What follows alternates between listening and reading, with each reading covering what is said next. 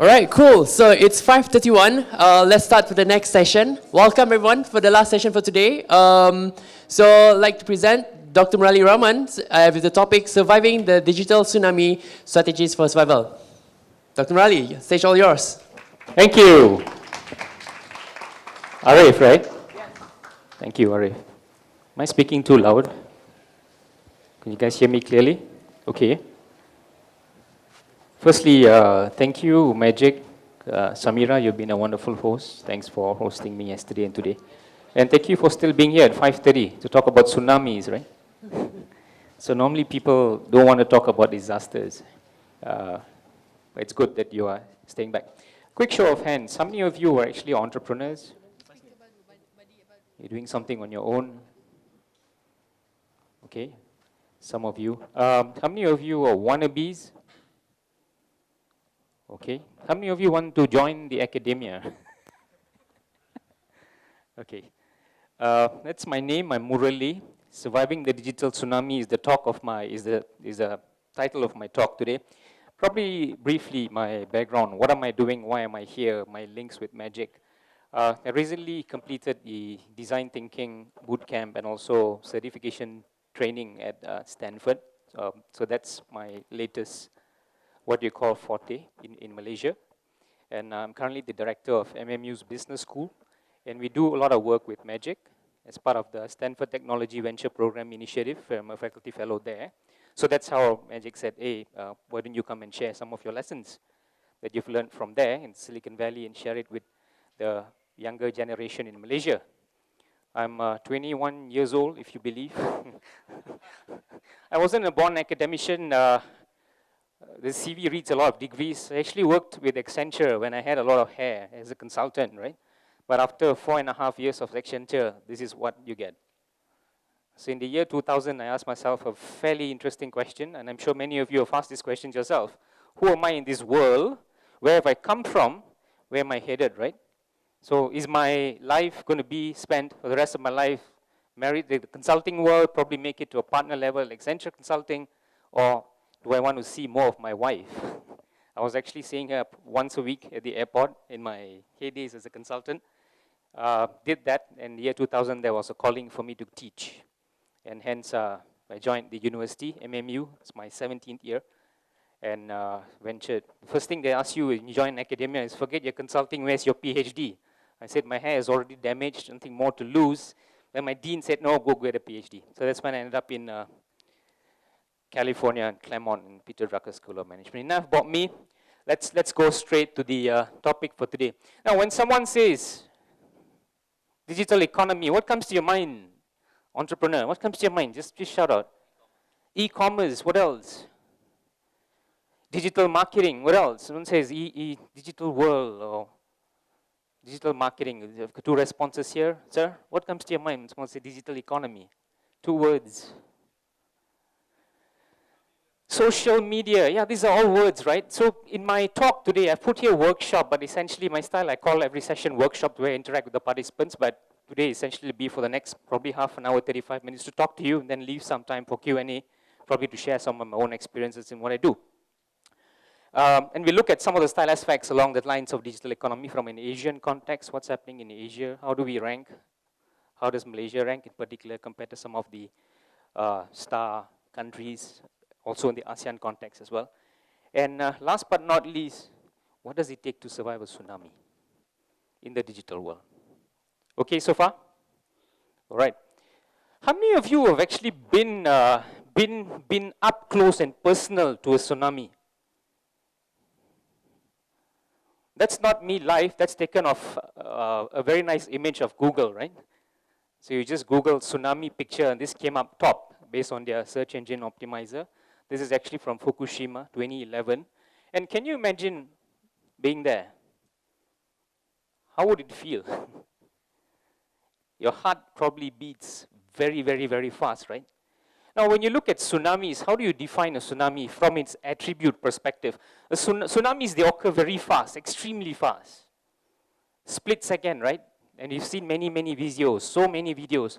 My own PhD area was in disaster management. How do you use ICT to support disaster planning and response? That was my PhD in Claremont. when I did that, probably almost a decade ago. And tsunamis also, they give us very limited warning. They do not tell us when exactly they're going to hit. It's like hurricanes as well. They don't tell you where they're going to strike, but they strike. And when they strike, it could be detrimental to our lives, right? And of course, they send a shock wave, and the shock wave was also called an aftermath, be it an earthquake, be it a tsunami, be it a tornado, or even be it a flash floods. I'm sure we all can relate to flash floods in Kuala Lumpur, right? They send a shock wave. My car is gone. My brother bought a brand new Mercedes 2 months ago, driving up the Mansara. He saw my V and all that going front, so he just coolly drove, and the car jammed. This is a brand new E250. Cost him 70,000 bucks to replace the engine. Brand new car. He was sent a shock wave. Yeah. And last but not least, after you've wondered what came and what hit me or what hit the economy or what hit us, then we realized that the costs involved as well. So on that note, what's a digital tsunami? How many of us know this symbol? Oh, when I grew up, when I was small and Christmas trees were tall, you know the song by Bee Gees? How many of you do not know who Bee Gees is? The song, do, do, do, do, do. When I was a small kid, this was a symbol of Mark of Zorro. Yeah. So when I asked my 13-year-old boy, who I'll make a lot of reference to, he calls me Appa. I asked him, his name is Amresh. Amresh, what do you see? He said, Appa, don't tell me you don't know this. That's Zalora. How many of you did not know that this is Zalora's image? Show of hands. We won't send you out of the room, but I probably am trying to guess your age. Okay? Oh, this is a tsunami in the digital world, a tsunami company for Malaysia. Many people wrote them off. Malaysia, buying clothes online, men buying clothes online. No way, Jose. Do you buy clothes online, sir? You do? You're there. I'm guessing you are 35, 36. Facebook bringing your internet via drones. So when I was talking to the C-suite people at Telecom Malaysia, right, this was my challenge to them. Is TM ready to face Facebook? And the question was, what? How would they compete with our industry, in our industry? We are a large-scale telecom service provider, arguably the #1 telecommunications provider for broadband services. I said, no. Somebody else is going to disrupt your business. If you're not careful, it could be Tenaga National. They use Li-Fi, broadband over power cables. Whoever thought about that? Or it could be Facebook. And this is the technology called TerraGraph, using drones to actually bring internet to the most remote part of Africa, right? So if they can do it in Africa, why can't they do it in an area called Muka in Sarawak? Or some remote part in Sabah as well, a disruptor. I won't talk about Grab and Uber. You may have heard about this many times. How many, show of hands, I do not know Uber and Grab. If you have anyone, any single hand goes up, the Magic Academy session has failed. I'm sure you've heard, yeah? Alipay. My wife was in China last month. She walks into this grocery store. She picks up a piece of, you know, the bun that comes in small packets, the butter and margarine or whatever with sugar. She picks that one up. She's this fairly old lady at the cash teller machine, and she takes up renminbi, right, to pay. Guess what the lady told her? Alipay, please, to buy a single bun, right? Again, disruptor. I won't talk about this. Airbnb, very popular. Oh, this company is coming very fast. Could have Atta Plus. Anyone? This is a crowd funding platform. The only crowdfunding platform which is founded by a local lady called Elaine Lokman that I met 2 weeks ago in Bangkok when we were giving a similar session there. And this is the only crowdfunding company that's been sort of endorsed by Bank Negara Malaysia. So I don't work for them, so I don't get any commission from Elaine, who happens to be a friend. But I'm just saying that the disruption is actually happening very, very fast in our own soil. So we have to think about these issues. And it's like a tsunami. And to survive a tsunami, there are certain things that we have to think about, which I will share shortly in the last slide. Now, I've asked you this, what comes to your mind? So we'll just move on straight away. Some of my own research, some of my own experiences in light of this, working both with Stanford as well as Multimedia University as part of this whole digital economy initiative. What's a digital economy? Data analytics is one key point that we really have to focus on. Data is key. Knowing about someone is key. I met a very young entrepreneur yesterday. He told me, Prof, don't share my idea with anyone. It's a very powerful idea that he has, but it has to do with data. And a lot of my students in MMU, they tend to immerse themselves with data. There's a lot of money and opportunity made with just understanding how you play with data and the whole science of data. But the thing about data analytics is the non-techies, they get very fearful and frightful about, oh, data analytics not for me. Data is a tool. The technologies, the supports, analytics, these are just tools. But the business people need to understand how to make sense of this data. And that is where the leading edge companies, that's where the leading startup companies are making the revenue. Not by just doing data analytics, but how they apply the analysis and the outcomes of the analytics to make very powerful business decisions. But the scary thing about this is, sometimes your own refrigerator knows more about you than your own self. Can you imagine your milk talking to you? Your milk says, I'm expired. In India, when you say you're expired, it means you're dead, right? So, oh, I'm running low, please replenish. Future store concept. These concepts have been around for more than a decade. If you look at Metro Group in Germany, the concept of future store, just purely using a simple technology called RFID, has been in place for almost a decade. But why is it becoming so popular now? Why are we talking about digital tsunamis now? Because of what Jeff Bezos said a long time ago. The year was 1984, July, let me quote, and he says, it's not the power of the internet that's going to make a difference in the world. It's the ubiquity of the internet. Meaning, unquote, it's not what the internet can do, but it's how pervasive it's going to be. So which is why everyone is talking about, I need to be in this digital world. I need to be in this digital economy. I need to get into this digital space. There's a critical mass. What Alibaba is doing, and they're relabeling e-commerce as e-commerce 2.0, the ideas are nothing new. But the timing is so right, and that's why Jack Ma is Jack Ma. Yeah? When a lot of us are waiting for the tsunami to happen, he's the one creating the shockwaves. And these are the giants of the IT world, the boys and girls out there who really understand technology and really say that how it's going to make a leapfrog in whatever we are doing and how that's going to change the world. They are ahead of the game. And we need to be ready for that. So analytics is one, e-commerce 2.0, I've talked about that. Platform economies, familiar with this term called platform economies? I had this simple concept, which I was talking to a friend of mine while we were having coffee in a small rundown joint in MMU and say, hey, let's start this business idea called, let's bring in people who are interested in hiring chefs or hiring waiters and waitresses on the fly. And let's call it anybody can serve. Guess what? The very next day somebody talked to me about that idea. And they're already starting something there. So in essence, the younger generation, to the younger minds today, they are way ahead of this game.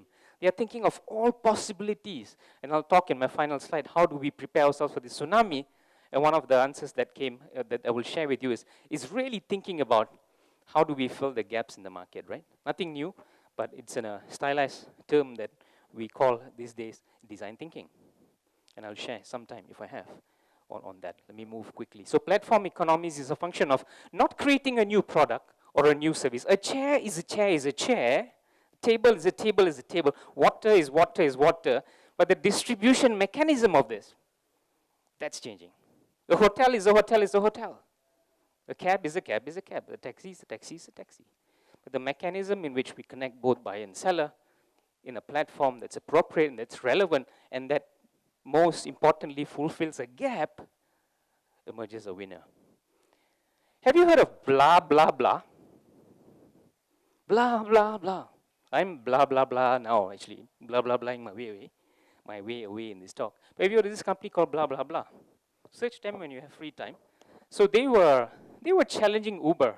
When Uber took, the tsunami of Uber was rising, right? So blah, blah, blah was facing that tsunami. And they said, what's the gap that Uber hasn't filled? And this was started by a startup company in France. And they said that Uber caters for people to ride alone. And they came and said, using design thinking principles, by studying customers, is what is your pain point when you're traveling from Paris, somewhere 40 minutes away to the airport? And the pain point was, why, is it censored? I'm feeling alone, I'm feeling lonely. So the founders of blah, blah, blah, which happens to be now a unicorn in not more than 3 years, they said, let's ride together.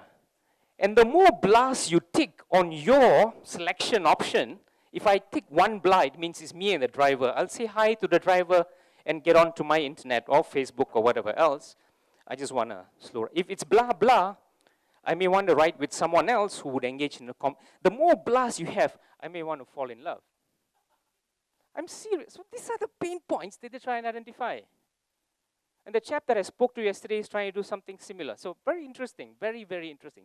And again, all this is the platform economy, the platform world. FinTech, I'm sure you've heard this many, many times. I won't talk about this. Cloud computing, I'm not going to talk about this. Fairly familiar concepts to you by now. Again, these are all the attributes of digital economy. Crowdfunding, I've given you an example of a company that's in this space. And this is pretty interesting. Apparently, when I searched MH370, this was the first image that came out. I'm not sure if this is actually the plane, but to me it looks like any other Malaysian airline aircraft. Why I'm putting it up here in the context of a digital tsunami, or what can happen in less than 24 hours when this aircraft went missing. Would you have imagined, say, 30 years ago, more than 8 million people were putting up different servers to kind of pinpoint where the aircraft would have possibly crashed? So this is called crowdsourcing, not for money, but crowdsourcing for information. 8 million people, my friends, is probably larger than the size of the population of Bermuda. Less than 24 hours, multiple servers, which is used by the search and rescue teams throughout the world to come and say and help, especially the Malaysian government, to look at, hey, this could be a potential site where the plane went down. Yeah. So again, power of the internet. Yeah?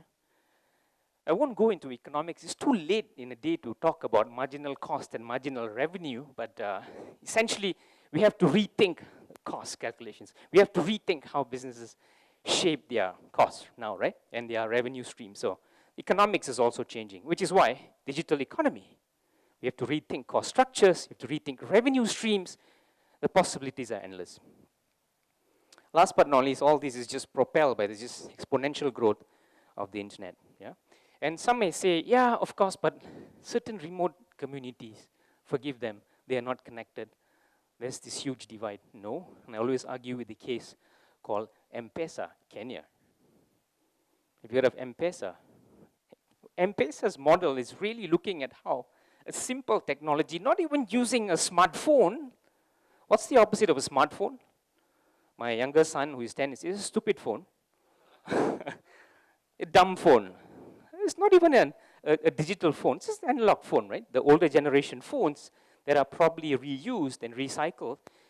Text messaging. And text messaging is the basis to wire money from one farmer to another farmer to a main community. That's happening in Africa massively, and certain parts of India as well. So to cut the story short, endless possibilities. And with endless possibilities, endless threats of tsunamis, but at different scales. Anyone is a cocoholic in this? Cocoholic, are you a cocoholic? You may be thinking, the question for me is, how do you define a cocoholic? A definition of a cocoholic is people who drink Coke and must have at least one can of Coke a day. Anyone falls into that category? You, sir? Zero, Coke Zero. Coke Zero was invented because of this story I'm about to share. In the year 1982, late of 82, Coke CEO had a fundamental question. And he was already thinking digital technologies, right? Already thinking about big data analytics. But the year was 1982, and he asked his mainstream C-suite, put in the chief marketing officer, who's our Coke-aholic? Who's our $1 million Coke customer? Did they have the answer? No. Why? It was the 80s. People were busy doing other things. But they had to get a response fast. And at that time, what Coke did was they went into about 1,800 stores that were carrying the Coke brand, gave them Coke cards so you can swipe on the point of sale system, just swipe. And I know if you bought a Coke, sir, I'll give you a card, you swipe. Next day you came, you swipe again. So I'm mining data. And they gave it for free to 1,800 stores, the Walmarts, the Kmarts, and any other outlets that were carrying the Coke brand. On one catch, the data belonged to Coca-Cola, right?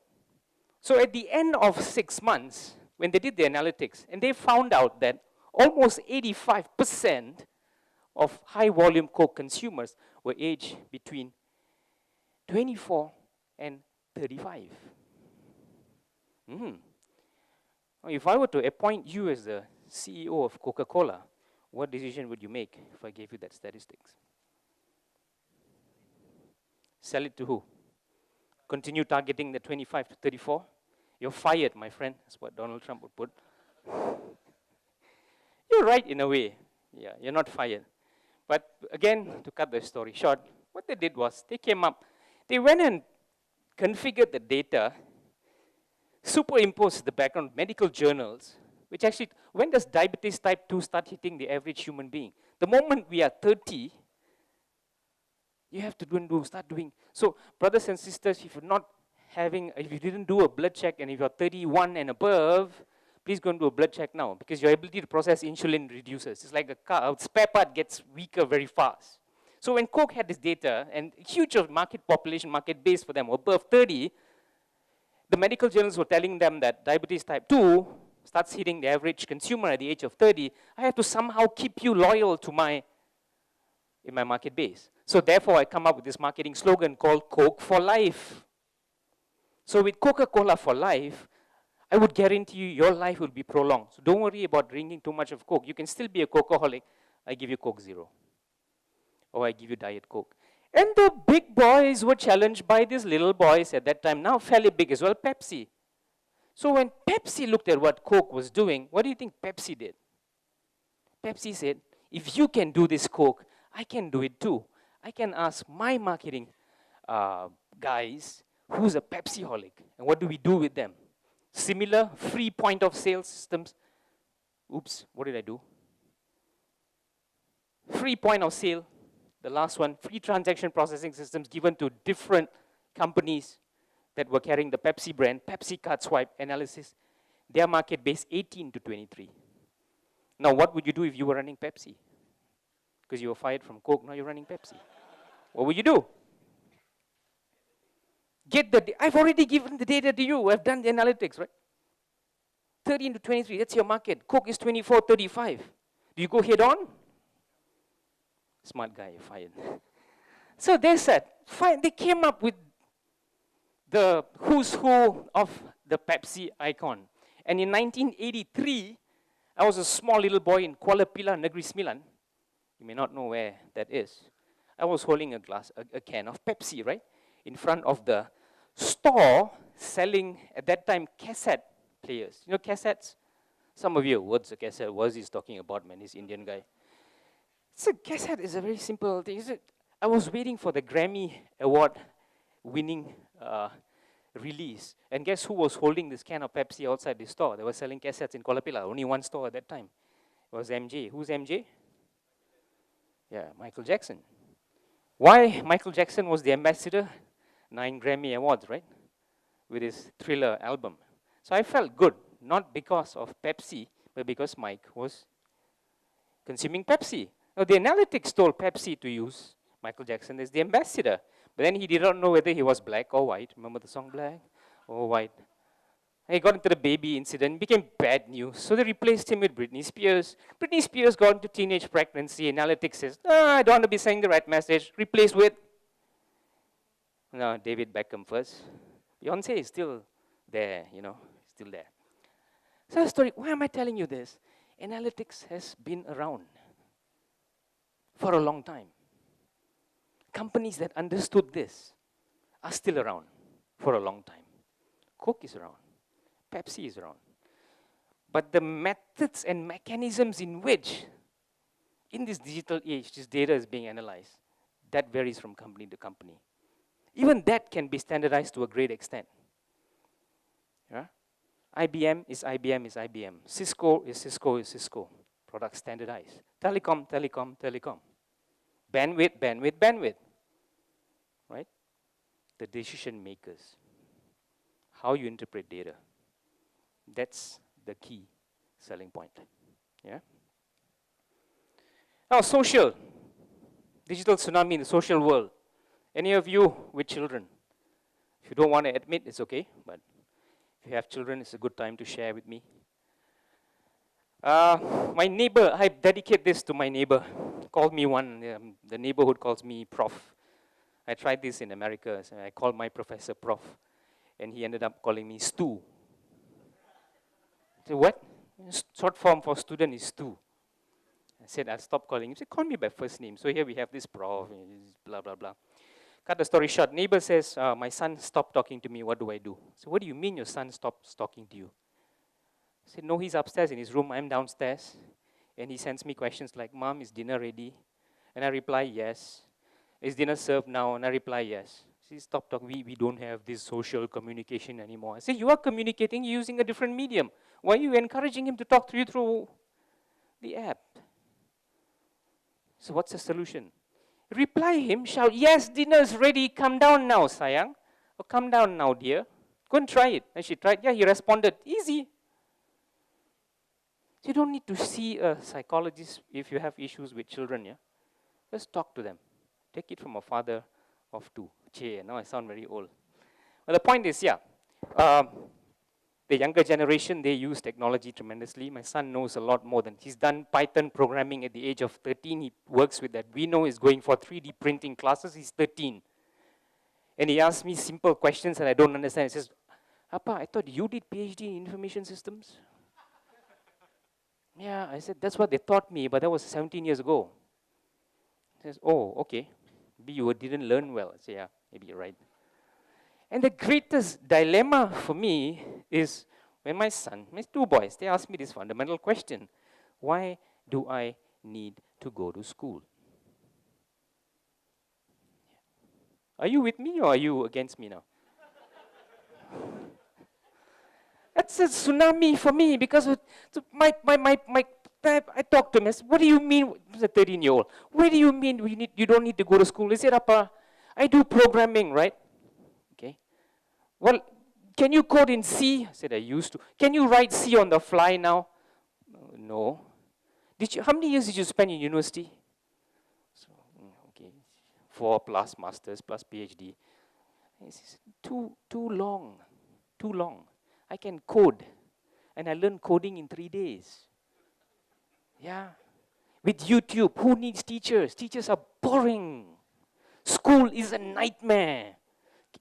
Guess what? We have institutions for computer learning in Malaysia now, which is challenging models like, I won't say which university.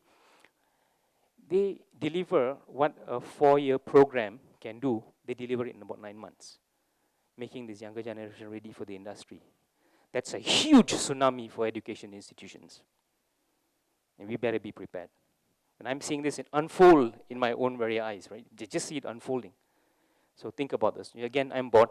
The younger generation can't sit still for more than 5 minutes, right? And it's very, very fast. They get bored very fast. Guess what? Everything starts when the child is in the womb of the mother. I told my wife is, again, in the tech industry, very fast-paced, travels all over the world, and she was expecting her first child. She was always on the internet. So true enough, when you're born, you get Google. So the first word when they cry is no more Amma or Appa. It's Google. Yeah, I want to be a stand-up comic as well in my retirement, but so I'm using you as guinea pigs. The more laughs that I get, the more likes. Probably should switch career. Same thing. Now, I won't ask you which group you belong to, might be too embarrassing, but I belong to the 1966 or 1980 category, and for me, phones were the greatest. My first mobile phone was a Sagem. Heard of Segum? Yeah. You look fairly young to have heard of Segum. Segum is a phone that is hugely popular. And the time when we had 3210, the antenna-less phone, wow, that was like nirvana, okay? It's like, my God, antenna-less phone. So phones was a big deal for people like me, the X generation. But now, the millennials, guess what's the first thing? Again, I'm using my two boys as reference point when I'm speaking. They are my greatest teachers now. They are my greatest gurus in the digital world. What do you think they ask me when we're going for holidays? They'll ask mother and father, what's the first question in their mind? Is there Wi-Fi? It's not just that now. Is there Wi-Fi in the room? We don't want hotels with Wi-Fi in the lobby only. Yeah? So there's a sense of connectivity throughout. It's like electricity for us, right? It's like television in the 70s. It's a big deal. People were glued to Dallas and whatever else we used. Remember Dallas? No? Okay, fairly young crowds. Okay. I feel alone. I feel alone. Remember Dallas? Yeah, okay. So internet rules for this younger generation. So therefore, what I'm trying to say is the tsunami is actually created by this younger generation. And you're not sure how they're thinking or how fast they can. They look at the world very differently. Yeah, very, very differently. Now again, Gen Z, born after 2000, some of you might be here. C stands for connectivity. They're very creative. Classroom changes, don't put them in a normal school like this, sit down, I teach, they learn, no, they hate that. Crowd rules. What people say online really rules. Video loggers or vlogs are so popular, the best way to hit their hearts. And Clash of Clans. And Minecraft as well. So at first I was telling my son, don't spend time on Minecraft. No, it's bad, back to maths. When I went to Stanford and I came back, can you please use more Minecraft? Stanford does credit transfer for those who can do mods on Minecraft. Which means, in my terms, if I were to fund my boy to Stanford, that's credit transfer for me. Saves a bit more, USD in my pocket, right? So, younger generation. Digital Malaysia, just to give you a snapshot of what's happening in Malaysia. 30.96 population, this is as January 2017, 22 million. Mobile social users, 20 million. So basically everybody is connected. Basically everyone is connected. Now, world users, look at Facebook, 2 billion, and so on. You may have seen these charts. But just giving you the backdrop, so things are changing. People are getting increasingly connected. How many of you can make out who these guys are? New business models that I call them. These are multi-millionaires. Some of them are approaching to become, soon, in the next 3 years, billionaires. Yeah? These guys here, see, they told me hold something long enough and something will pop up to stress something. This guy, wow, cool. Wow, this is new. Thank you, Magic, I learned something new. This is called, it's magic, right? Let's make magic happen. This is called Dude Perfect. Dude Perfect, again, I don't get anything for naming any one of these guys. I'm not an affiliate partner or whatever. They don't get recommendations. They have a huge subscriber base. Their business model is these guys, they are not teenagers. They started off as teenagers. They shoot basketballs at various positions to challenge themselves. When they play fidget spinners and throw fidget spin. Some of you, fidget spinner, what's that? You don't know fidget spinner? You're not in the digital world, okay? Ping pong balls, hockey balls, whatever you can think, anything that works in very acute angles and it hits the spot, called Dude Perfect. Huge following. Average revenue that they make on a monthly basis is about 20 million US dollars, but just shooting loops. Forget the other guys. Have you heard of, I have a pen, I have an apple. What was his name? Pico Taro. Pico Taro, that's his brand name. How many of you would have thought he is a millionaire by just creating this song which took the world by storm? People were singing it, and he was invited not too long ago, a few months ago, to be Japan's ambassador at United Nations. What has the world come to? And they pay a professor who's gone to Stanford, so I'm not saying that, yeah, but you get the point. Jake Paul, another huge vlogger. I mean, who the hell is this guy? Again, he posts a video today, by tomorrow he has 3 million following, yeah? And again, money just made by posting. And this guy is from Singapore. It's called Tian Jen Hao. So he makes mockery of Singapore by just looking at comedy. So he does short comedies of Singapore behavior. Hope he doesn't come to Malaysia. A lot of things to mock about, but let him be safe in Singapore. And this is probably a figure that you know, Genie Boy. This is one of the most, I encourage my kids to subscribe to his channel. There's a lot of values that he's trying to promote using his huge following as well. And of course, Good Mythical Morning is again another powerful site. It's like Wikipedia, but Wikipedia using blogs. Whatever you want to learn about. The hottest chili on the planet. There's a lot of scientific discovery that you can actually learn from these guys. Good Mythical Morning, funny as well. Again, this is new models and people are making money out of it. It's just doing YouTubing, right? And you ask the average kid who is below 10, what's your ambition? I want to be a YouTuber, uncle. My nephews and nieces, what do you want to do? I want to be a YouTuber. Interesting. And how many of you were at the My Digital Maker Fair some time ago? Huge, so many people, young so the jobs that you haven't even heard of, right? And these are the jobs of the future. Accountant, lawyer, no. So when my son told me, what do you want to do? Appa, I want to be a YouTuber. So I said, look, I'm Indian. Your mother is Indian also of origin. There are 3 professions that... Are you Indian, bro? You don't look Indian, how you know? You must be either a lawyer, number 1, doctor, engineer. If you cannot get law, dental, you cannot get a doctor, dental also, okay. YouTuber, how to cari makan, it's how to eat, right? But I'm trying to redefine. My wife and I are trying to redefine our whole makeshift and mindset of what the younger generation is thinking about. My second fellow says, I want to be Gordon Ramsay. He likes to eat, so I want to be a master chef. So I want to cook and start my own cooking channel online. So you need to pray for me, right? And I'll pray for you as well. Times are changing. Now, stylized facts tend to be a bit boring, but anyway, facts are facts. Malaysia, where we rank, we are 25th in the world, topmost. And this is not sponsored by the government of Malaysia. That's, what map is that? That's the image of Thailand, yes.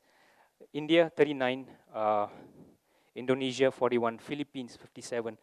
Guys, I was blown away with Vietnam when I was there. My God, they are so hungry. Not for food, but for digital economy success. They're a closely knit community. Food Panda is a hit. You get food delivered to your doorstep in 20 minutes in mainstream Hanoi. I was so impressed. And most remote part of Hanoi, Halong Bay or wherever else you've been to, I was on 4G, guys. 4G. So when I came back and met my very good friend at a regulator, I said, Tan Sri, we need to do something. Vietnam is so hungry. 69 now, but they're coming really, really fast. Yeah, and number 2 appears on basically every other slides, next few slides. Singapore, they appear there. Global Innovation Index, number 1 is Switzerland, 2, Sweden 3, Netherlands 4, US. So when 1, 2, and 3 in my mind is what makes these countries innovative? What's the common correlation between these 3 countries? So I thought probably chocolates. All chocolate producers. They produce watches, yeah. So they tell you time, you eat chocolate, a lot of the time it's cold. So I thought, Malaysia, if Malaysia had a cooler climate, maybe it will be highly innovative. So this was running in my mind. But let's look at where we rank. We rank 26, not too bad, global, 27, 54, Thailand. Thailand, again, is coming very fast. They have embedded digital design thinking into their SME community, yeah? Something they were trying to push the agenda in Malaysia as well. India 29, 32, Indonesia, Philippines 52, and Vietnam 73, coming up very fast. So Global Innovation Index, and largely they are there because of many, many, many reasons, and largely it's because they thrive on innovation and they thrive on creativity. And the whole open communication, let's get creative. Things like Magic is doing very well, just bringing people together. Now, in light of digital economy, one index that we should never forget is also, are people happy? You can be preaching about digital economy, use of technology and proliferation of the internet, the ubiquitous nature of the internet, and so on. But if society is not happy, people in the country are not happy, it doesn't make sense. Right? Doesn't make sense. So these are some of the happiest people in the world. Norway, Sweden, Finland, Iceland. Again, Iceland, my God. Must be something to do with climate. So again, research shows these are the reasons why they are some of the happiest people. Distribution of wealth is quite equal. Number one. Number two, social support very strong. What do you mean by social support? Even if you're a foreigner, you're there for touristy reasons or whatever, the support network is extremely strong. I lived in Oslo. I should be stopping in about 5 minutes. I was in Oslo for about 2 months. My son had epileptic fits, and he was 5 that time, my second boy. I freaked out. When the father freaked out, lucky the mom was calm, rushed to the hospital, no money asked, yeah? No insurance was requested, whatever. They just gave the treatment and say, go back, relax, your child is safe. So the social support is extremely strong. That's why they're happy as well.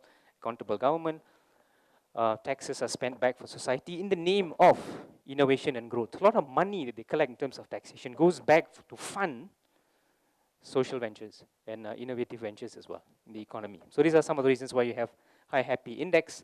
And this is called the power distance index. The gap between the, let's say, CEO of a company and the security guard is very low in some of these countries. But in some countries, it's very, very high. And one of the highest in the world is actually Russia. The whole hierarchy of separation of power and so on. Yeah. Case in point, digital economy. Again, this country is taking the world by storm, is China. And a case, Taobao village. Have you heard of Taobao?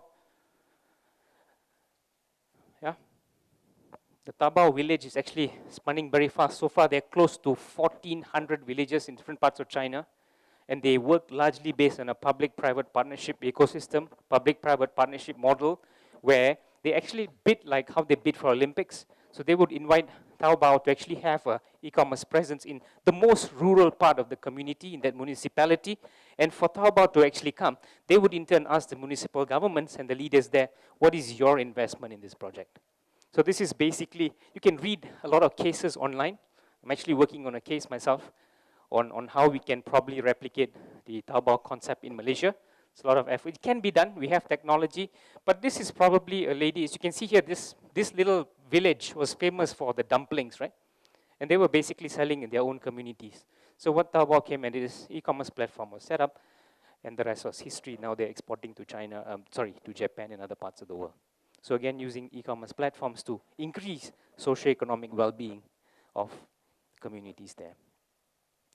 Now, how do you survive this tsunami? It's probably my last slide. How do you survive this digital tsunami? What do you need to do? Number one, still same, nothing new, strategy. You have to have a plan. And how do you define strategy? What's the definition of strategy? You may have heard of blue ocean, red ocean. Now some are saying, am I red, am I blue? Maybe I mix both, I'm in green. What basically strategy is getting from point A to point B in highly simplified. How do you want to move your business or your own life from one point to another? This might be A, and how am I getting to B? What's my strategy there? But in the digital world, the only difference is in between your strategy and the outcome, when suddenly you get ping, or the wow factor, is the intelligence. It's how much intelligence you have. Intelligence about what? Intelligence about your people, intelligence about your products, intelligence about your place, intelligence about your services, intelligence about your market. Who's your user? Who's your customer? That's key. Absolute must. Yeah? And I meet students every day, young students at the university, not just only in MMU, but in different parts of Malaysia. I travel when I speak. And they're so eager to do startups. I want to do a startup, I want to do a startup, I want to do a startup. Oh, I'm creating this, I'm creating. My question for them is, who's your user? Have you talked to them? Oh yeah, we need to. So that is why inputs like this, avenues like this, where they get chance to test some of their ideas with you, with all of us. It's very powerful. Yeah. So strategy is still there to survive, must be there. And you need digital leadership. What do you mean by digital leadership? leading organizations today and leading organizations 30 years ago is totally different. Yeah? And you cannot manage, as I mentioned, I think I've talked about this in passing, we can't manage the younger generation like how we were managed by our bosses. My very first job was in Maybank, right? Maybank, I believe, any Maybanker here? The first thing that we used to do, 8:30 exactly, right? The song goes, the Malayan banking song. Sini di Malayan banking, kita semua penting. Really, I remember the song. Every day, 8:30, you must be. Whether you were in the toilet, whether you were at a desk eating, you should stop and reflect on the song. Try telling my son to work in Maybank, playing that song. I'm not saying it's wrong. I'm not saying it's not good. It's good way of, it's company indoctrination that's happening subtly, right? To induce loyalty and so on. They may want to listen to different things. You may need to rapify that Maybank song. You've heard of Big Shack? He's the latest Big Shack. He raps based on sounds. The thing goes scrub. Pa pa pa pa pa boom. That's becoming a 3 million hit again on YouTube in 24 hours. 3 million, 24 hours. This guy is going to be the next Pico Taro. Just raps on the fly with just sounds. What does that make? What is, again, is this good or bad? You decide. The lyrics, the thing goes scrub. In my mind, what thing? What scrub? Pop, pop, pop, pop, pop. Go and Google Big Shack. Boom. Yeah, told you. Then nice background music. But it's quite hip. After 2 or 3 times watching this with my son, kind of grew on me as well. Pretty interesting. So, kind of keeps you young and hip as well, right? So digital leadership, very different, my friends, managing the younger generation. The difference, when my boss told me at Accenture, he said, your job today, I was a first-class honors student from University Malaya, don't clap. My first job was, I love you, bro. I remember you the most. Once you challenged my fatherhood just now, thank you so much. He said, photocopy this. In my mind, first-class honors, economics, University Malaya, bounded for Imperial College MBA, just got accepted. Photocopy? First in my mind, but what do you think I did? Yes, sir. When do you want it, sir? 5 minutes later. Okay. Then you wait for instruction. Thank you, sir. Okay, you can go. If I tell my son, photocopy this, what's the response? Why? Why don't you use a different app? What? QRC? Changing, it changes. So the difference is, they will get things done, but they want to do it their way. And when I do programs on digital leadership or managing employees and so on, you have to treat this younger generation very differently, right? And I like to use the word, don't piss them off, because you're not important to them. They're very loyal to the career, not loyal to the company. So if the company or management pisses them off, they say, thank you very much. The world is my company. Yeah? So digital leadership is key, meaning how you act, how you behave, how you dress. Hey guys, I'm in jeans most of the time these days. As the director of a reputable institution in a reputable university in Malaysia. If this was University Malaya when I studied, I'd have been thrown off. How you dress, how you behave, how you speak, how you manage. Total change. Business agility. That's supposed to be Obama being agile. Trump is more agile. It's supposed to be agile. Huh? So what does agility mean? Moving fast. So you may have good strategy, you may have good intel, you may have good leadership, but ideas may die with the leader. It may not be cascaded down fast enough, or processes cripple company. Too much of planning. Should we do this? Let's plan. Should we do this? Let's plan. Should we do this? Let's plan. And by the time you get into action, someone has launched. And my earliest slide, this is not the additional one, there was one more point that I'll talk about now, roughly in about 1 minute. It's called design thinking.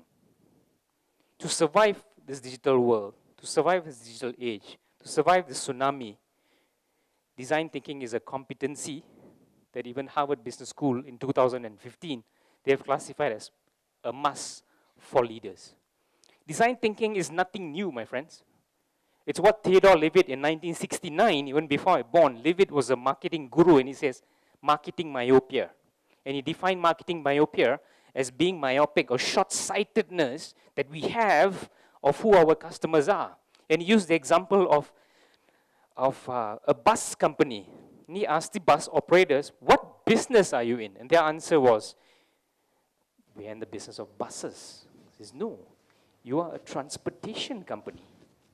So now what design thinkers several decades later are saying, the first step in design thinking is a 5-phase process, 5-step process. And every design project has got 5 phases. It starts with phase 1, empathy. Feeling your customers. Feeling the pain points of them. And I like to use this example. If tomorrow morning I woke up blind, knock on wood, is this wood? I think so, I hope so. Knock on wood. Would I be happy?